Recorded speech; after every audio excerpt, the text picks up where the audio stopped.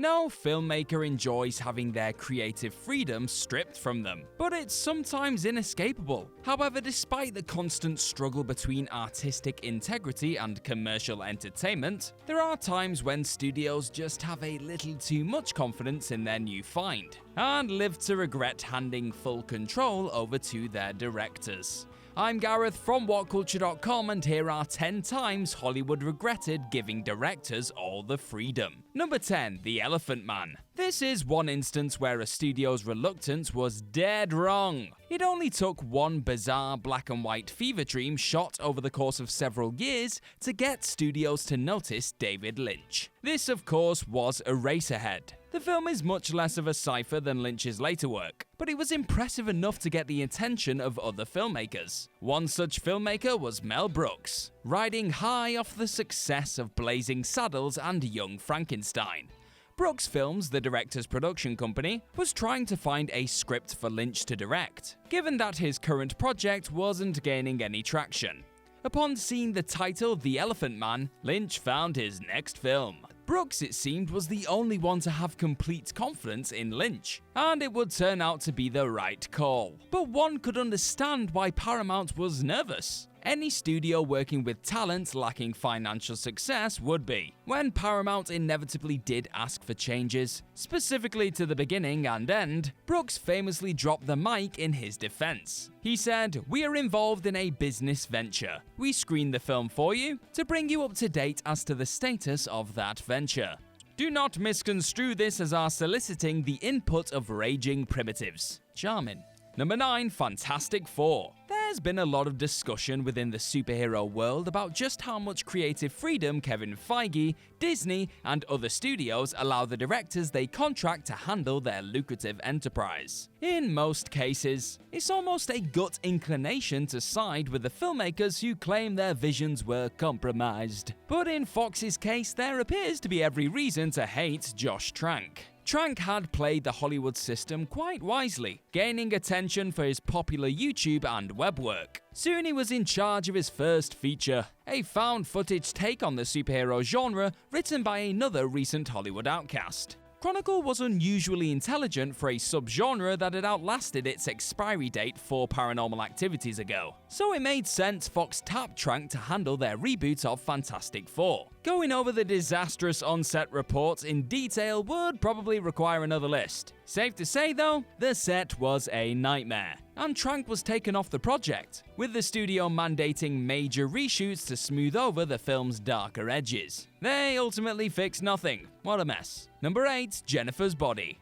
Diablo Cody first came to cinema in part thanks to her blog, which had first landed her a lucrative book deal about her stripper past. But her first script, Juno, seemed like more of a springboard to a genre she held dear: horror. The next project, Jennifer's Body, was quickly picked up by Fox Atomic, with Megan Fox attached. Karen Kusama, whose feminist work Girl Fight was a hit with critics, signed on to direct. Both director and screenwriter were clearly working in tandem, and the vision couldn't be clearer: a deceptively simple subversion of the typical teen girls in terror. Everything appeared to be working in their favor until it came to market it, at which time Fox decided it was American Pie, Goth Edition. The marketing did the film no favors, but time has thankfully been quite kind to Jennifer's Body. Number 7. Blade Runner. Given the history of the work and decades of varying perspectives and arguments about what the film ultimately means, and which cut best expresses it, it's a wonder a coherent version of Blade Runner actually exists. Talking of the film today, it's difficult to convey what a rarity Blade Runner was upon release.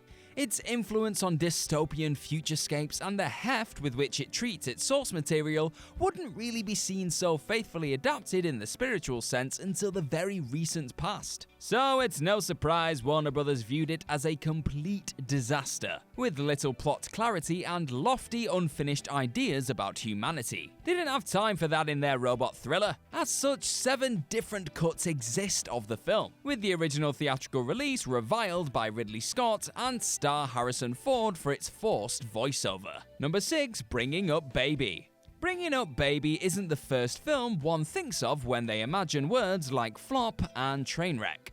But in 1938, they were on the lips of every executive at RKO. Considering the film's reputation as one of Katharine Hepburn and Cary Grant's best pairings, it comes as a surprise no one saw Hepburn as a comedic actress yet. So RKO did everything to stack the deck in her favor, hiring one of the most reliable working directors, Howard Hawks, and casting vaudeville pro Walter Catlett to train her on set. The script was a standard screwball, with a nearsighted paleontologist falling for Hepburn. They even ensured the set was safe by terrifying the crap out of the poor, already tamed leopard. But it wasn't enough. Reports from the set started to spread in the press, and there was at least one confirmed fight between Hepburn and Hawks. He was less in control than studios thought. The film was a major flop. The failure led to Hawks being fired from RKO and Hepburn labeled box office poison. It would be 2 years before she bounced back, whereas Hawks would go on to 11 consecutive hits. Number 5. Mimic. It's not surprising to find horror movies suffering at the hands of reshoots, studio-imposed cuts, and a director working under tight constraints. But the behind-the-scenes tales of Mimic reveal just how odd and vaguely insulting Miramax's choices were. It also subtly shows signs of the kind of shaky outfit the Weinstein brothers were running in the mid-90s, in sheer terms of butchering movie projects. Guillermo del Toro was already successful in his native country, as well as internationally with his first horror film, Cronos. The creature feature director seemed a perfect fit for Mimic. But immediately Del Toro faced conflict with his new studio home. Originally, he had wanted to make the film's giant killer bugs mutated tree beetles, but the studio disagreed.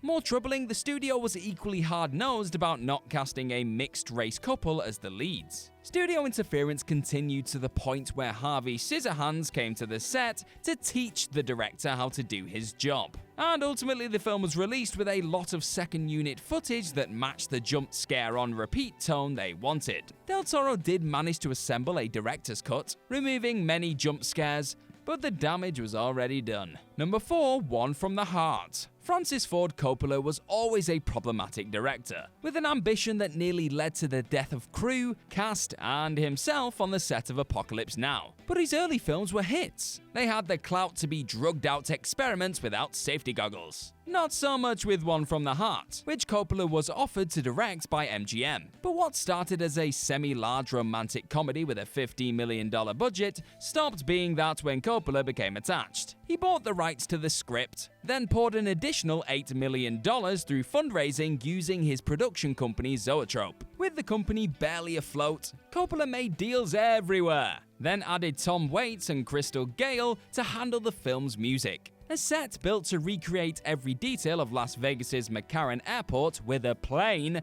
cost a fortune. It's certainly better than its reputation, largely thanks to Waits' music, but the lack of conflict makes it a trifling and very expensive piece of work.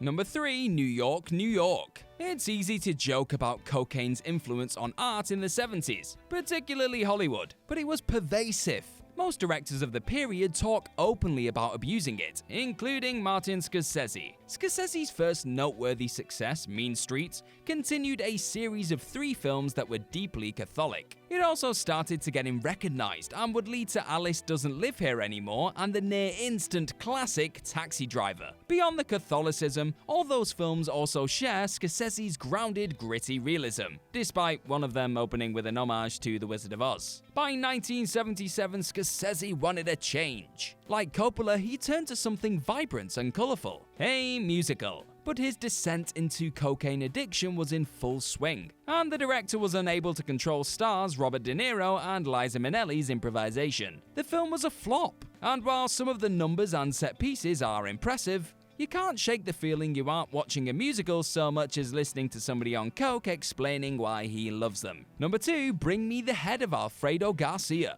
Fans of Sam Peckinpah's violent revisionist westerns have difficulty settling on a favorite unsung work, but Bring Me the Head of Alfredo Garcia is the current choice by consensus. For years, Warren Oates had watched his friend and director drink and tussle with studio executives. On the set of the director's previous film, he was reportedly capable of working soberly for 4 hours a day. It didn't take long for Oates to realize he was playing the director, so he borrowed his sunglasses to create Benny, the alcoholic pianist who stumbles upon the corpse of a man wanted by a powerful crime boss. Peckinpah first handed a few pages of a draft to producer Martin Baum, who had a deal with United Artists. Both Baum and United Artists got excited, particularly with the fact that Peckinpah said he'd do it for free because he owed one. Then came reports from the set in Mexico. Not only were most of the crew locals, potentially violating union rules, but Peckinpah was also quoted as saying, "For me, Hollywood no longer exists. I've decided to stay in Mexico because I believe I can make my pictures with greater freedom from here," with unions threatening a boycott as a result. Critics didn't help either. Right-wing pundit Michael Medved included it in the 50 worst films of all time, though some like Siskel and Ebert did champion it, so it wasn't all bad. Number 1, pretty much everything William Friedkin made in the 80s. Of the new Hollywood developing in the 70s, it was Peter Bogdanovich, Francis Ford Coppola, and William Friedkin that appeared to be working in concert with one another. The three formed the directors' company under Paramount, which yielded The Conversation and Daisy Miller. But Friedkin, in what became a common theme in his career, walked away from the company before directing anything under it. His first hit, The Exorcist and The French Connection, had made him an expensive name. But after walking away from what may have proven a more lucrative and supportive position, he seemed to set about only making films that studios didn't want.